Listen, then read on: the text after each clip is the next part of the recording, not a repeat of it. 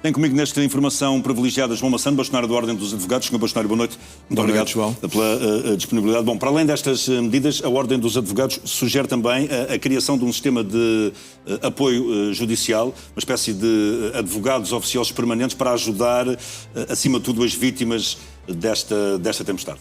No fundo, o que nós pedimos relativamente a esse plano é um plano de emergência jurídica, quase um Ciresp jurídico, mas que funciona ao contrário do outro. O que nós queríamos, funcione bem. Que funcione bem. Mas o que nós queríamos mesmo, e achamos que eu tenho poucos meses de mandato, 8 meses ou 9, e já tivemos os fogos, que Estes são últimos fogos de 2025, os últimos fogos, onde foi criado uma bolsa em articulação não é? com o Governo e com a Associação Nacional de Municípios. E o que nós achamos é que isto já não é algo esporádico. Fogos, sabemos que é todos os anos. Infelizmente, este tipo de calamidades também parece, por causa das condições climatéricas estarem a mudar, também se vai repetindo, esperemos que não com esta violência, e era importante ter um plano que, em caso de emergência, permitisse que todos soubessem o que têm que fazer e conseguissem logo colocar no terreno todos os meios, que é uma coisa que não existe. Ou seja, o que nós assistimos neste momento é que cada uma destas calamidades não tem um apoio jurídico previsto. E nós achamos que isto é tão grave. Devia haver essa bolsa com caráter de permanente para que sempre que surgir uma calamidade, a resposta surja de uma forma imediata. É, mais do que isso, devia haver os canais estabelecidos, ou seja, por exemplo, a Ordem saber o que fazer, a Associação de Municípios também e o Governo também, para que se colocasse logo em funcionamento, porque depois naturalmente as pessoas vão inscrever-se, creio, sem dificuldade, porque repare, o que é importante é ir ter com as pessoas. Nós sabemos que há pessoas, que há empresários que estão completamente desesperados. Claro. E sem qualquer tipo de apoio, seja das freguesias, seja das câmaras municipais, e mais, ainda temos a questão que eles têm que documentar todos os danos, têm que tirar o maior número possível de fotografias para que façam as participações convenientemente.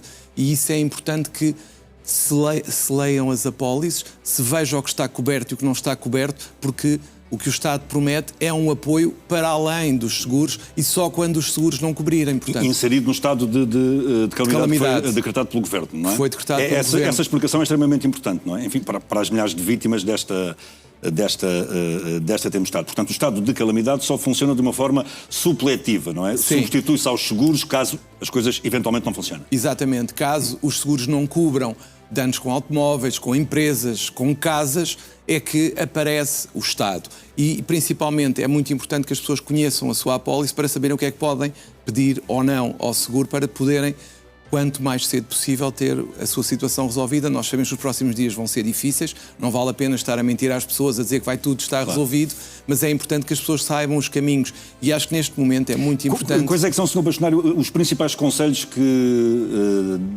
dá às vítimas desta tempestade, que, enfim, muitas delas perderam praticamente tudo o que caminharam ao longo de uma vida? Sim, e há imagens assustadoras. Sim. O conselho que eu dou, que aliás eu tenho dado também aos meus clientes, é no fundo tirar um maior número possível de fotografias, ter pessoas que vejam como as coisas estão, porque para além das fotografias é sempre importante ter testemunhas que vejam o que aconteceu e que possam reportar como é que aquilo está. Porque isso é o mais importante para o caso de haver algum litígio com as seguradoras, que infelizmente ninguém está livre disso, como diz o outro. E até ao momento o que nós sabemos, até por conhecimento pessoal, é que as participações têm sido feitas e as seguradoras não têm mãos a medir e ainda nem sequer conseguiram ir fazer as peritagens que naturalmente terão que fazer. Até por motivos óbvios, não é? Claro, ninguém consegue. Inacessibilidade até aos próprios locais. Aliás, este é um processo que à partida será moroso, não é? É, infelizmente será, a menos que haja uma vontade das seguradoras terem uma resolução rápida, que infelizmente não tem sido o caso, mas esperemos que, atendendo à circunstância especial que estamos a viver, que haja uma vontade melhor de resolver tudo mais rapidamente, porque é isso que nós entendemos que as seguradoras deveriam fazer. As seguradoras aqui deviam ser solidárias e apoiar os seus segurados nesta situação. E diminuir um bocadinho a carga burocrática na medida do possível para agilizar os processos. Claro. Sr. Bastonário, diga uma coisa. A justiça nestas comarcas mais afetadas pela tempestade corre o risco de ficar pura e simplesmente paralisada? Há tribunais destruídos, parcialmente ou completamente destruídos. A justiça corre o risco de ficar paralisada? Eu diria que corre o risco de ficar paralisada, pelo menos enquanto não houver comunicações e não for normalizada tudo o que é energia elétrica e tudo o que é comunicações por net, por telefone.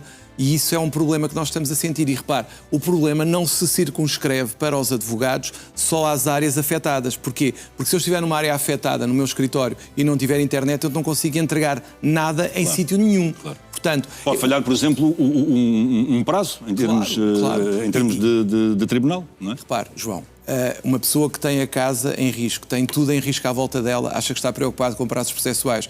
Essa deve ser, inclusivamente, a sua menor preocupação, porque neste momento há que defender aquilo que temos e ver o que é possível salvar. Ou seja, por uma situação excepcional, a Ordem dos Advogados defende que o Governo, neste caso o Ministério da Justiça, deve adotar medidas excepcionais para uma resposta rápida a quem precisa de justiça, do aparelho Claramente, judicial. porque repare, o que nós defendemos foi uma suspensão automática dos prazos para esses processos. Porquê? Porque caso contrário, nós vamos ter que replicar justo e impedimento em tudo o quanto é sítio e com a carga burocrática que isso implica e muitas vezes poder não ser atendido pelo magistrado, apesar de eu achar isso difícil, mas se houvesse uma suspensão automática, obviamente era mais simples, quer para os tribunais, quer para os próprios advogados, a resolução do problema. Este ofício enviado pela Ordem dos Advogados ao Ministério da Justiça foi feito hoje. Presumo que ainda não tenha tido a resposta do Ministério. Ainda não. E repare, o que nós, no fundo, também defendemos aqui, e é natural que ainda não tenha havido resposta, as coisas estão todas a acontecer ao mesmo tempo, mas o que eu gostava de salientar é que era muito importante que estas pessoas tivessem apoio, aconselhamento, porque neste momento as pessoas estão completamente... De advogados. De advogados, sim. Porque neste momento as pessoas estão completamente isoladas e nem que fosse para terem alguém que as ouvisse e as pudesse acompanhar, acho que isso era importante, porque o que eu sinto neste momento é um desespero muito grande por não saber quando e como é que isto vai ser resolvido. E com esta ideia da Ordem de se criar aqui uma bolsa permanente de advogados judiciais para este tipo de calamidades e para outras, as pessoas poderiam recorrer a advogados e não tinham que pagar. Não? Eventualmente era isso que nós achávamos, porque achamos que isto é uma função do Estado. Achamos que o Estado é que tem que ter esta responsabilidade e nós disponibilizamos, claro, para apoiar o Estado, como sempre o fizemos, claro. E queremos fazer.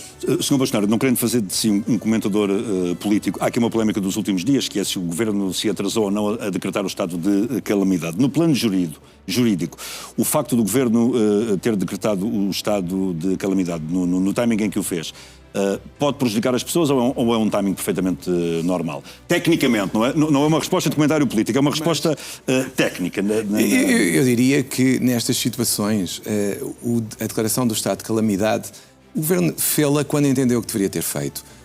Porque neste momento o que nós precisamos de ter é cabeça fria e ir para o terreno ver como é que podemos fazer as coisas. Porque a questão da calamidade, neste momento, e ter sido só agora, é óbvio que permite a utilização excepcional de alguns meios, etc. E se calhar, quanto mais cedo, melhor. Agora, quem faz essa avaliação é a Autoridade Nacional da Proteção Civil. Eu quero acreditar que fizeram agora, e só agora, ontem, porque entenderam que era a melhor altura. É difícil porque nós não temos a fotografia real do que se está a passar. Não, mas o que eu lhe pergunto é, em termos de eventuais indemnizações com eu creio que isso não vai ser. Isto não altera rigorosamente nada? Não altera. Porque nós já tivemos... Não é por causa de um dia a mais ou um dia a menos que as pessoas claro que não, vai prejudicar. Ficaram prejudicadas. Não, repare, nesse plano, não é? Nesse plano. Mas no plano de outras medidas, sim, mas no plano jurídico não, porque nós estamos a falar essencialmente de dois planos. Um tem a ver com a questão do complemento subsidiário para facilitar e a outra questão é da contratação pública ser mais fácil para reparar as coisas. Claro. São essencialmente estes dois planos que estão em causa. Podem sancionar ajustes diretos ao abrigo do estado, claro, de calamidade. Claro. E isso é importante para que as coisas avancem mais rapidamente. Nós já tivemos na Covid também estados de calamidade. Mas neste momento é especificamente estes dois aspectos que estão em cima da mesa e são esses que têm que ser agora os principais para conseguirmos pôr a economia e as pessoas a viver novamente. Sr. Bastonário, boa noite, muito obrigado pela sua presença aqui numa Informação Privilegiada. Foi um gosto. Boa noite. Igualmente. Obrigado.